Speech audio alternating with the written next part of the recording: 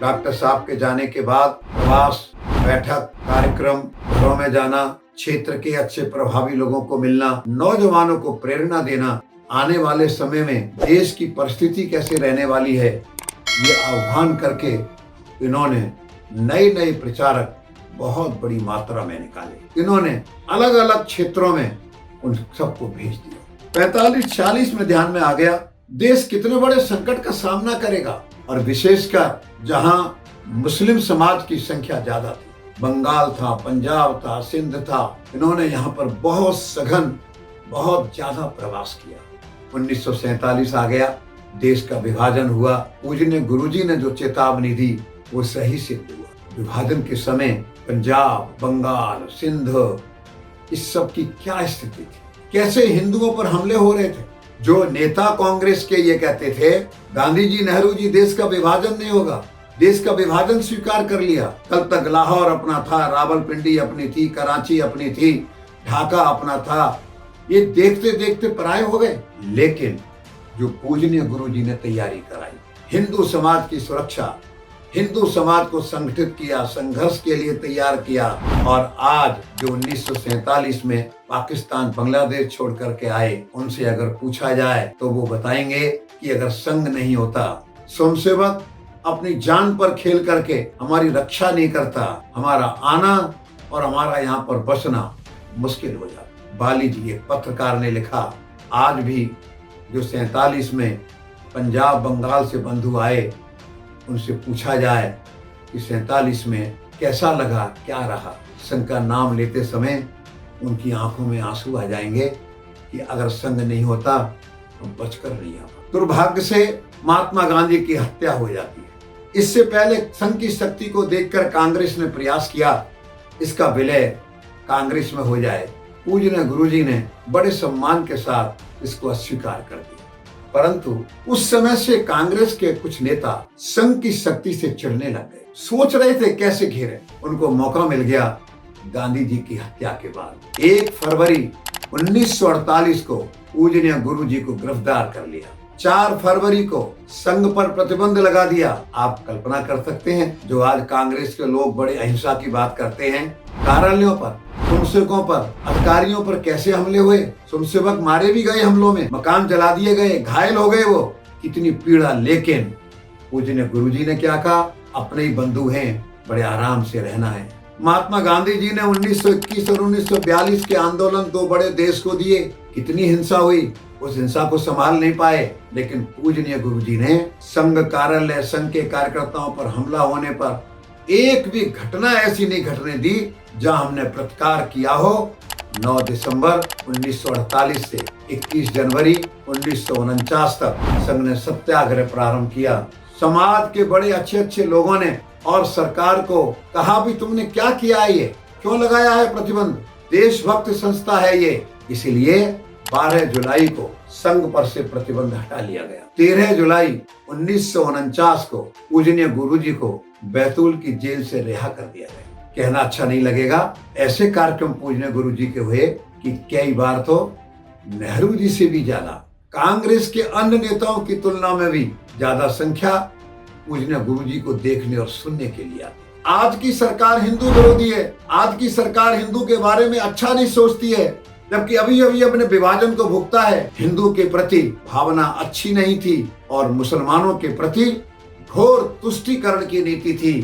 इन बातों को ध्यान में रखकर पूजनीय गुरुजी ने जीवन के विविध क्षेत्रों में बहुत अच्छे प्रचारक विविध क्षेत्रों में भेजा। माननीय दत्तोपंत जी ठेंगड़ी को भारतीय मजदूर संघ के अंदर भेजा। उन्होंने दादा साहब आपटे को, राजा भाऊ डेगवेकर को, इनको विश्व हिंदू परिषद की स्थापना के लिए भेजा। बाद में हिंदुस्तान समाचार की स्थापना के लिए दादा साहब आपटे को भेजा।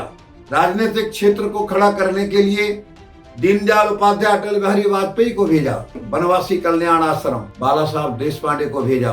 बहनों और भाइयों, जब भी कभी समाज पर संकट आया, संघ को तुरंत उस संकट में खड़ा किया। 1947 अक्टूबर, पाकिस्तान से कबायलियों का हमला और महाराजा हरि सिंह, पंडित नेहरू और शेख अब्दुल्ला की नीतियों के कारण थोड़े अनिश्चय की स्थिति में सरदार पटेल जी ने 17 अक्टूबर को पूजनीय गुरु जी को महाराजा हरि सिंह जी के पास भेजा। 17 अक्टूबर को गए, महाराजा हरि सिंह जी के साथ बैठे। आज क्या करना चाहिए, आप सूर्यवंशी क्षत्रिय हो, इस प्रकार से उनको तैयार किया विलय पत्र पर हस्ताक्षर करने के लिए। और 26 अक्टूबर को विलय पत्र पर हस्ताक्षर हुए।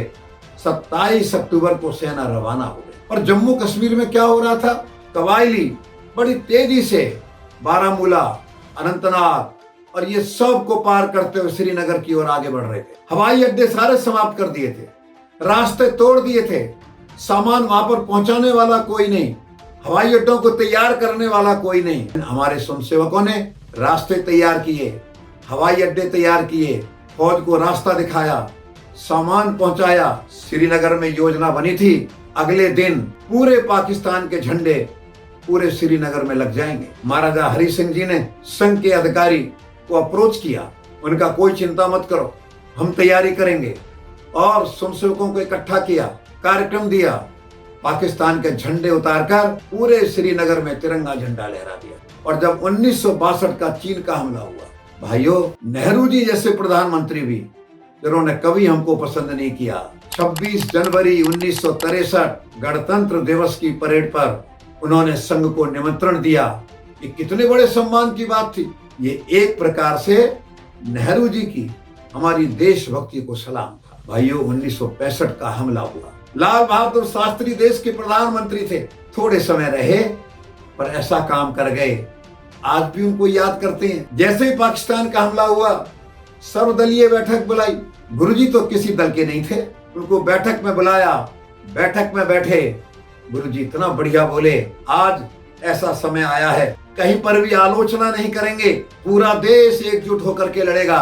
राष्ट्रीय स्वयंसेवक संघ देश का नेतृत्व तय कर ले, चाहे सामान पहुंचाना हो सैनिकों को, चाहे रक्त देना हो, चाहे यातायात संभालना हो, चाहे देश की जनता को मोटिवेट करना हो, खड़ा करना हो। संघ ने 1965 में, संघ ने 1971 में, इंदिरा गांधी के समय में भी इसी प्रकार का काम किया।